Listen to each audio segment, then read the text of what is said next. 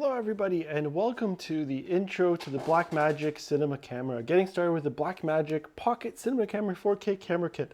A big amount of words to be spoken and it's a small camera but a lot of words to explain it. So thanks for joining us. Just been setting up the demonstration area here so we can go through the camera, the settings, and so that everyone can get a good understanding of what's involved with the Blackmagic Pocket Cinema Camera 4K. That's the full official name.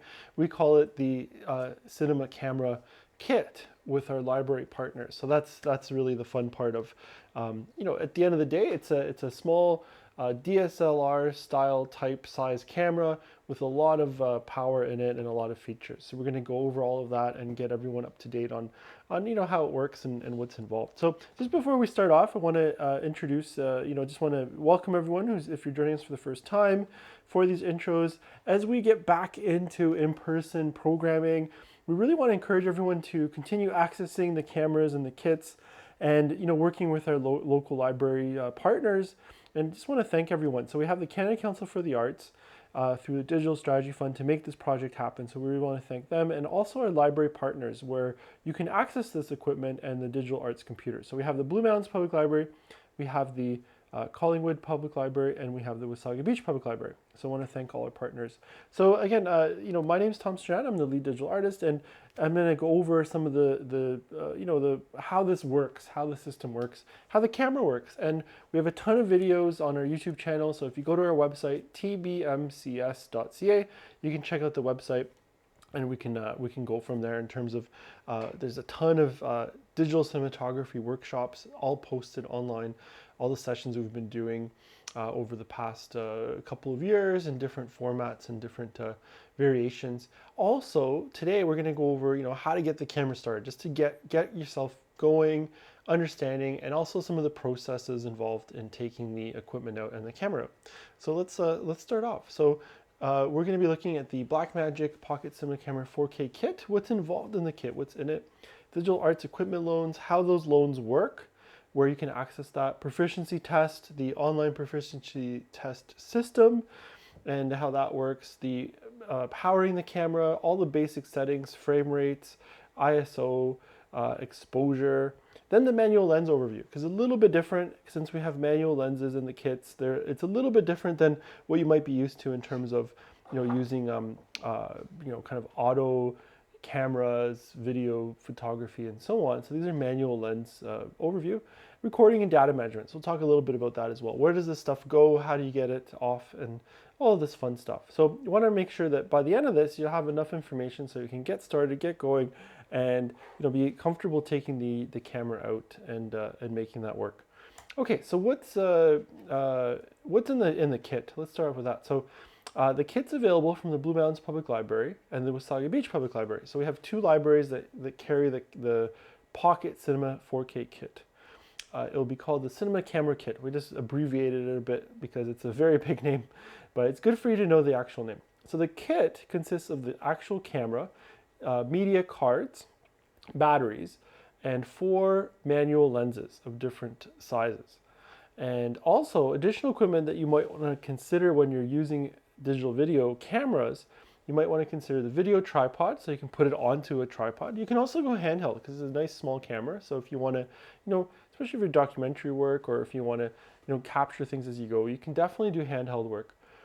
Then there's also the sound kit where you can access some of the microphones and go from there. And then there's the LED lights with stands. So those are lights, something similar to what I'm using here. It's a LED light just to give myself a little bit of light and what's pretty much a dark editing suite with some windows, but that's the important thing. You need some light to illuminate, and we have a lot of workshops on that you can access to watch more about the LED lights and so on. The microphone kits, again, we have a bunch of videos on that too, how to hook the sound up and record different sound aspects. So really encourage you to keep watching that. But just equipment that if you're already familiar, once I go over some of these initial concepts, you might want to just get some of this additional material. I would definitely recommend getting the video tripod, because I think as we get into some of the longer lenses, when they're not wide lenses, you're going to definitely want to have a little bit more of support so that it can be steady. So remember, the longer of telephoto lenses, if you're familiar with photography, the longer the lens, the more shaky it can be if it's on a tripod. So this camera that you're looking at me through is on a tripod. It's on a 50 millimeter. If that was handheld, it would definitely be a little bit shaky, versus if it's something on a bit of a wider shot, it won't be as shaky. So just things to consider. Okay, so just in terms of how do you access this equipment? So that's what the camera is. Then we're going to look at the actual camera shortly. But how do you access this? There's two stages. So I'm going to talk about how you access it. And then there's also one more thing that we need to do is you have to do a proficiency test. So to access the equipment, so the overall Creator Space project, you might be wondering, okay, what is this? How does it work? And we've been doing this now for a couple of years. So it consists of workshops, digital arts computers, and digital arts loan equipment. And the goal here is to give public access to digital arts creation, and especially equipment, so that you can use the equipment for knowledge improvement, skills improvement, and to be able to create digital art.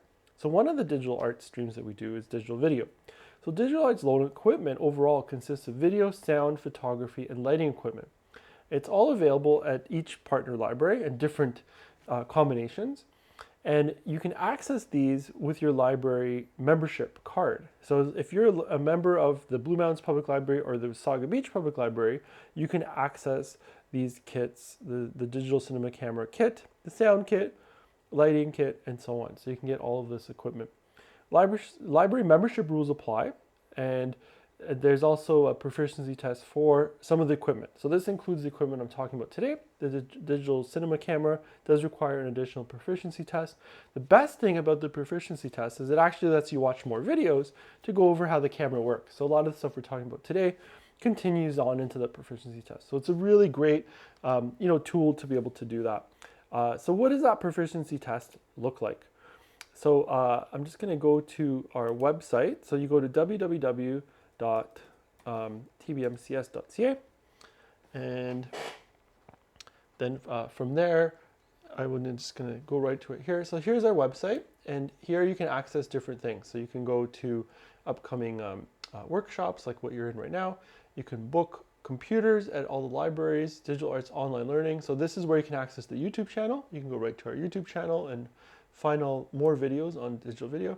And here's the digital arts equipment loans. So simply, you go to one of these tests. So these are the 3 tests that are required right now for the different kits. So if you want to take out the Blackmagic 4K cinema camera, you have to take this test. If you want to take out the Canon 6D photography camera, you take this test. The sound recording kit, you take this test. All 3, you get access to all of that equipment. There's also some equipment that you can take that doesn't require a test at all. And that equipment is the 360 camera. There's also like the lights you can take out, and so you can get going with some equipment, and the tripods too. If you already have a video camera or photo camera, you can take out the tripods. So the next thing you do is you go to the proficiency test. You go right here, and it just gives you a little thing that, and then I'm just logged in right now through my Google. So this is going to be the proficiency test, and it explains everything and to give you the information. So you're going to put your name, email, address, enter your library card number. What library are you a member of? Blue Mountains Public Library, Wasaga Beach Public Library. Then you watch videos, and we keep going from there. So you can see it's not too complicated, but the great thing is by watching this, and even by watching today, by watching these videos, you'll get a really full, detailed information session on how this camera works. And then you can see we've added a bunch of videos. So if you watch all of this, it's a lot of information, but you'll feel really, well versed in what's going on, and and how it works as a camera system. So that's really the key. The proficiency test is, it's actually, it's kind of fun. It's a great learning experience.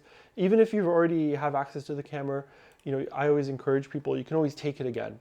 We don't mind if you want to do a refresher. It's there as a resource as much as it is a test. And don't think of it as a test. It's more of a, really, like I said, a resource. So if you need to go back to something, it's like, hey, I forget how to do this. It's all there in that proficiency test. It's nice, neat packaged in there. So that's a great resource to go back to in case you're like, hey, how do I deal with, the memory card, or how do I deal with putting it on a tripod? It's all there for you to access. So once again, the proficiency test is go to the website, tbmcs.ca, take the online cinema camera proficiency test, then you access the camera for loans at that point at the library.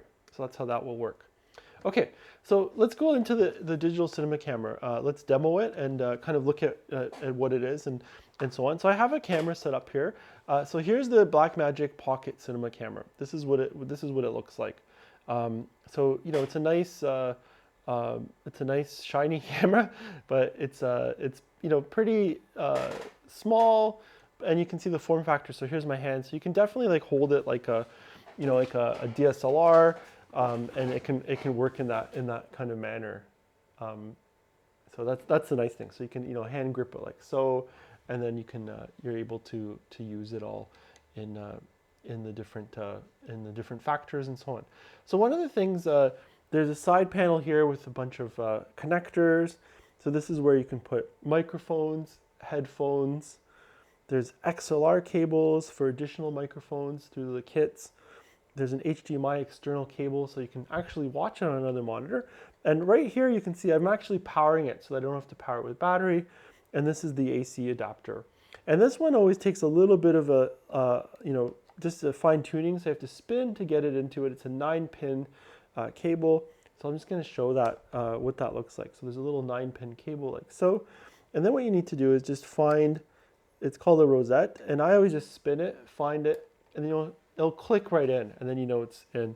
To take it out, you have to just slide the lever out,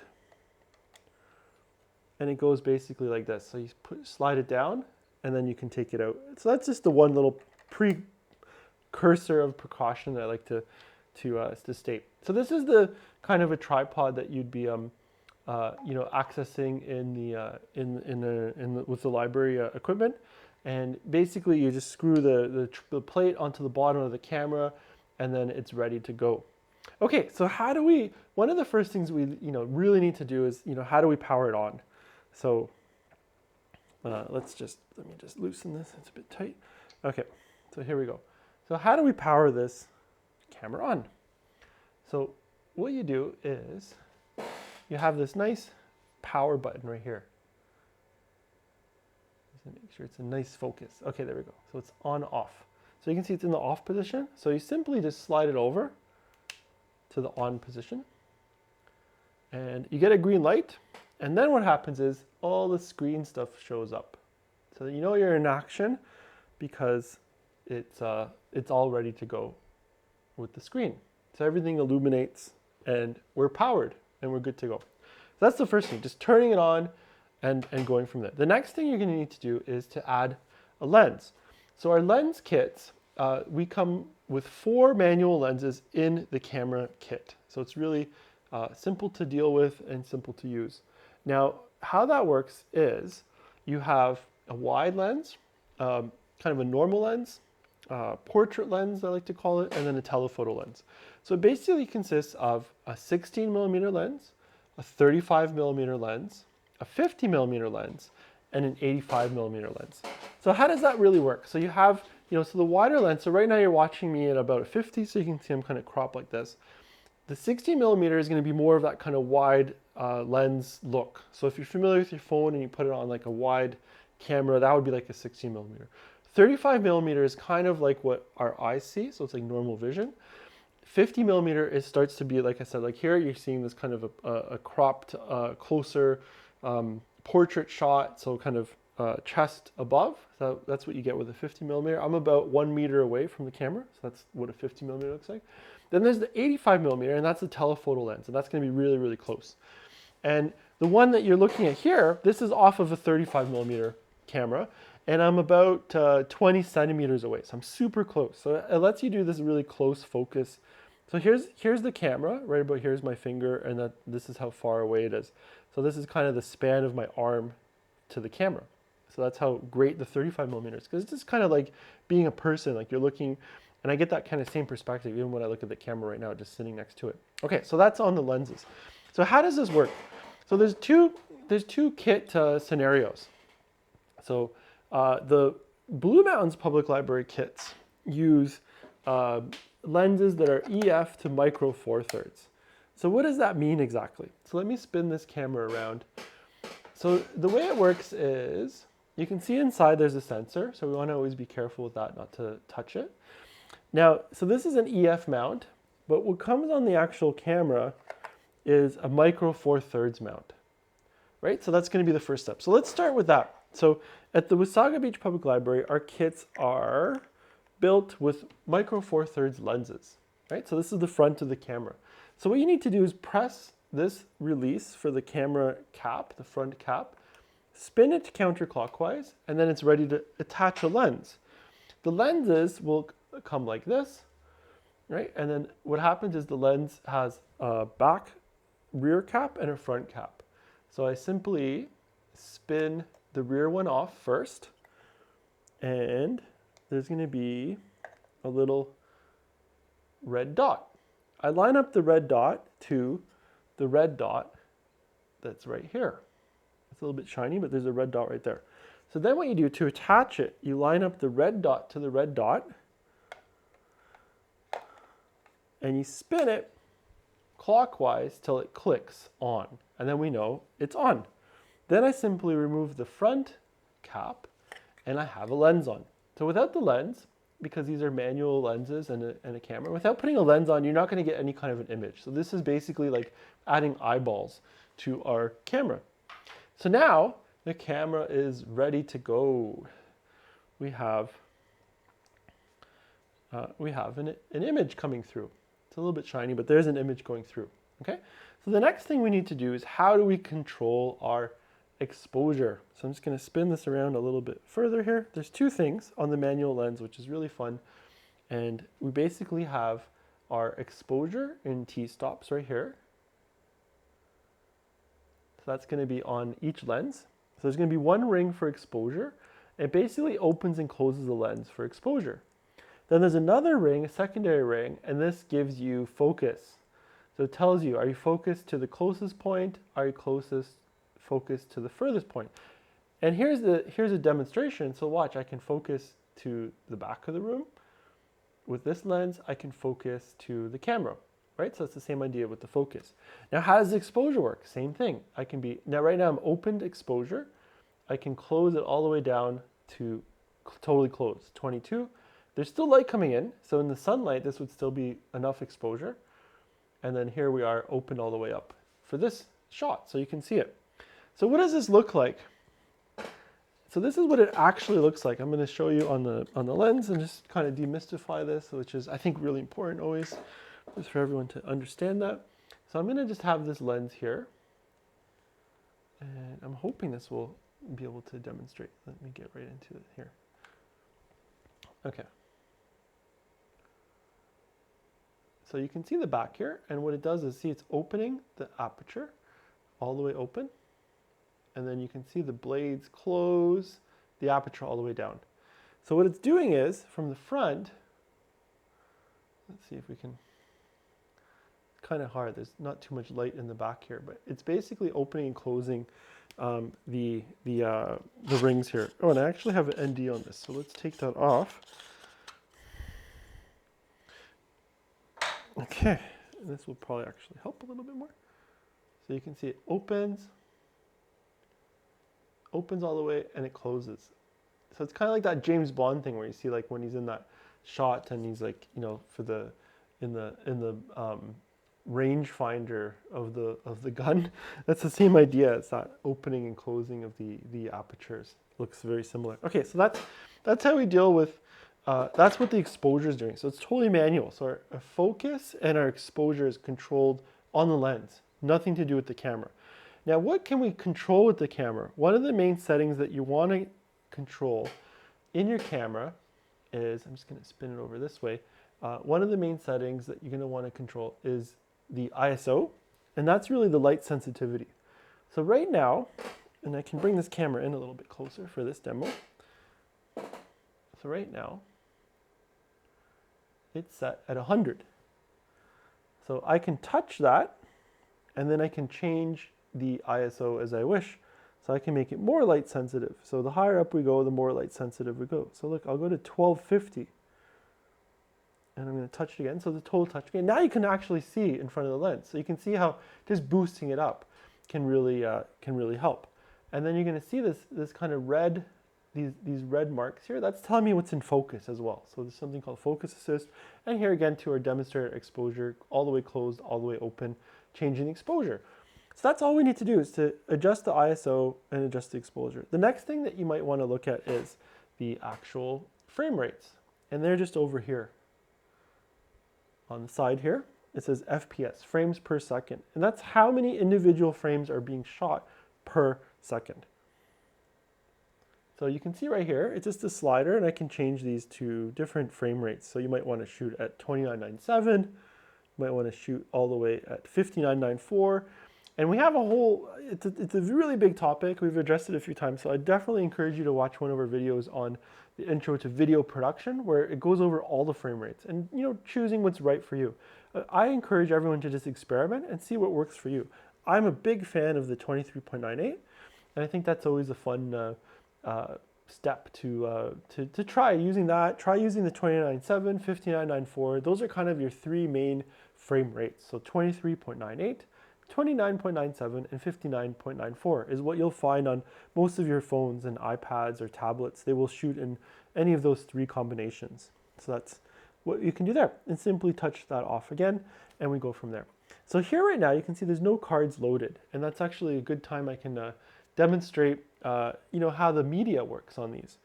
So the media tab, the media card, I should say, is right here on the side. And what we do is we flip this up, and this is where there's two card slots. What do these card slots look like? So one is very familiar. One is basically an SD card. So that's a very familiar type thing with like photography and so on. And what it does is it just goes right into the side here, and I'm just gonna push it, and it clicks in. You can hear that little bit of a click. It's like click.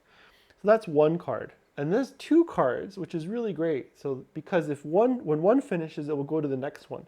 So you can continuously record without missing anything. So let's say you're recording, you know, some sort of a presentation or a concert for like that's a couple hours long.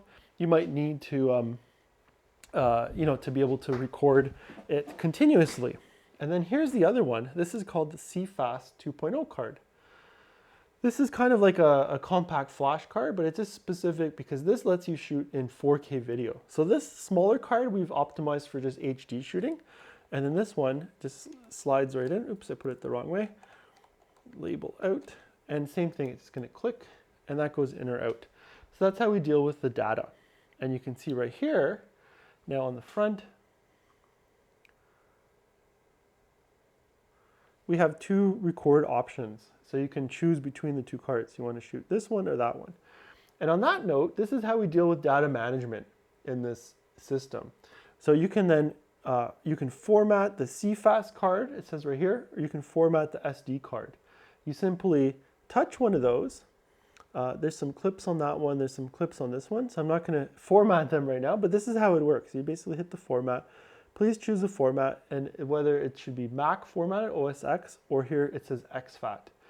And then you hit, you know, to proceed, and then you go format, and then you're gonna have to hold it for 3 seconds, and it's gonna format everything. So that's how you erase everything. Now, before you erase everything, you wanna make sure you're offloading this data. So we have these nice card readers that you can either use the back of your Mac, and we also have a CFast 2.0 card reader that you'll just plug that media into and go from there. Another thing that is really important is how do we deal with batteries? So the battery is just on the bottom here. I'm just going to click it open. A little battery door. And it's got to get this tripod out of the way. And the battery, you just simply slide out and it comes on the bottom here. So these are LP E6 batteries, Canon models that this camera uses. And you then just slide them back. You just slide it right back into the camera on the bottom.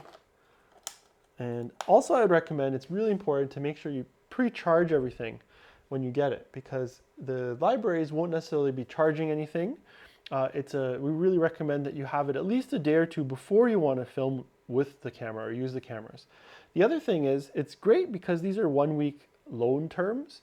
You can take something out. So if you need to film something for a day or two, why not take it out? You have a whole week, so you can spend a couple days getting familiar or refamiliarizing yourself with the camera and making sure everything's charged and everything's offloaded. Now it's really, really important to always offload all your footage and store it somewhere. I really highly recommend having it in 2 locations, so putting it onto an external hard drive and maybe putting it onto your computer as well. Now, another great option we have is you can go to the library partners, all 3 library partners, and they have iMac. We set up Creator Space Digital Arts computers, 27-inch iMacs that can do video. You can do your video editing on, so you can offload right there. And we really recommend bringing an external hard drive of your own so you can store all your data for safety. All of these computers come with external hard drives, and that's where you will be storing your work while you're working there. But if you don't have it backed up on your own external hard drive, there's always a risk that someone could accidentally erase the files. So I really encourage you, if you're working on something long term, if it's just one day, you have something quick you want to put together and edit, that's fine. But if it's going to be, let's say you're going to work on something for a month or 2, that's great, but make sure you try and get your own hard drive as well to save to. Alternatively, you can also save to to cloud storage as well. So that'd be another process. So that's how that would work. So that's basically the main things. Now, one big thing is sometimes people ask, and I always forget that that's really an important question too, is how do you actually record with this? So to record, there's a record button right on the screen here, and you simply hit record, and then you're recording. And you simply hit it again to stop recording. There's also a nice top button here. Let's get to that. It's right here. So there's just it's a little red button. I think this will be better on the light. There we go. So this button right here, you just hit that and that records. Start, stop, and you're recording. And that's that for that. Okay, now finally, one of the other aspects to think about too is your format. So here's on the record screen, you're gonna have all these formats. So we've gone over this in the past too, but I always recommend Blackmagic RAW if you're shooting in 4K. There's 4K DCI and there's Ultra HD. Generally, you can film in Ultra HD. That's going to work really well for your screen. The 4K DCI is just more for like if you're going to put it into theaters or for film festivals. But the Ultra HD is totally fine because you can still alter that to make it 4K DCI. So I would shoot Ultra HD. You can also shoot in HD formats. So you can choose any of these kinds of formats and shoot in HD format. And that works really nicely too. You can go to ProRes as well if you don't want to shoot the Blackmagic RAW format. But I highly recommend using the Blackmagic RAW format because it's a very robust, really cool format that you can alter and change your clips in as you go. So the last thing you want to always make sure that that's closed, you have a lens on it. And finally, before I totally forget, if you're not using this kind of a lens, there might also be the other lens, which is the EF mount lens. In that case, there's going to be an adapter, but really the same process. But let's just cover that while we're talking about all these lenses. So in that case, you're going to the camera's going to come with this, basically an EF to micro four thirds adapter, and that comes pre-installed. So you don't ever have to take it off. This is for the Blue Mountains Public Library camera. So this is how it's going to come basically. It's set up, ready to receive a lens. And in this case, you'll have the same idea again. You're going to have these, the back and the rear and front lens cap, like so. And so what you're going to do is we're going to start with taking the rear one off, slide it off. Same idea. You're going to have this, the red dot, and there's the red dot right over here, again on the camera. On the actual adapter right here, there's a red dot. So now we're going to go red dot to red dot. And it's just a nice clockwise, and then it's attached. And then basically the same idea, you have exposure and you have your focus. So again, different lens lengths and operations to make it all work. And this is a 24 millimeter in this case, and you're ready to go. And then to change anything, you simply hit that release button counterclockwise, take the lens off, and then bring in your next lens. And that's it. And when you're done, always make sure to put on any kind of cap that the camera comes with. So in this case, if we're working directly with the micro 4/3 cap, you want to put this camera cap back on. And that way it keeps the sensor nice and clean and no dust is entering it. If there's ever any problems, feel free to you can email me. It's tom@tbmcs.ca.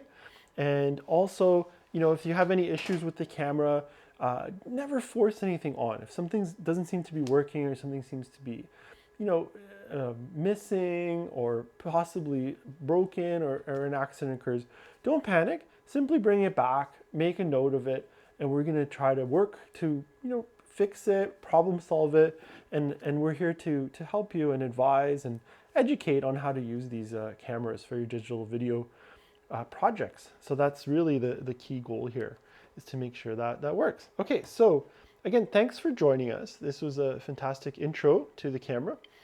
This is getting started with the Blackmagic Pocket Cinema Camera 4K, the Cinema Camera 4K kit, available at the Blue Mountains Public Library, the Wasaga Beach Public Library. Please check it out. And I really want to thank you for joining me, and I hope to see you using the cameras, and be sure to do the proficiency tests. I'd love to get more people signed up to use the camera. It's a lot of fun, and I hope you'll enjoy exploring it as well. That's it for now, and take care.